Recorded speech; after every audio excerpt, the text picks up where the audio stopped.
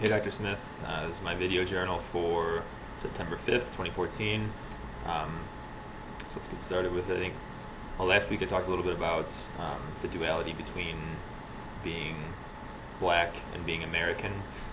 And I think this week I'm also going to talk about duality, but in a different sense. I think one of the most interesting things we talked about this week was sort of the difference between uh, black humor in a private setting versus in a public setting.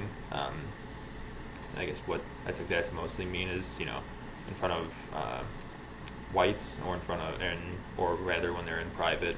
I think that's one of the things that Mel Watkins touched upon on the real side, and I found that to be the most interesting. I think, but I guess my curiosity stems from like what if we see the humor, or see sort of like the humor that comes out in front of, or sort of like the behavior and the humor in front of the whites. But I guess my biggest question is if any humor um, from being in private exists or has survived to be shown today. I'm not too sure. But I think it would be interesting to see sort of the differences. I guess we can only speculate now, I suppose. Let's see. Also, within that context, I think one of the interesting things that Watkins talked about was sort of that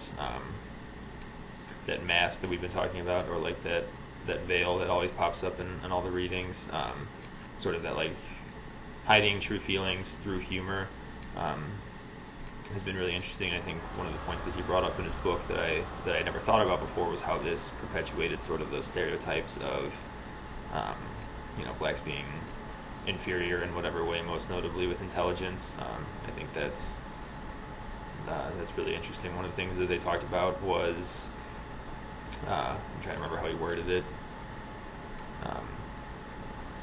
sort of humor and being, so like instead of being like clever humor, it's just sort of like being laughed at as opposed to being laughed with, or that sort of thing. So acting in that fake way, and that I think Uncle Tomish way or whatever, and sort of like being funny in that regard to whites, but then also it's not just it's more of a farce, or they're putting on that mask in order to appease and sort of stay out of trouble and that sort of thing. And I think that's one of the most interesting things that we read about this week.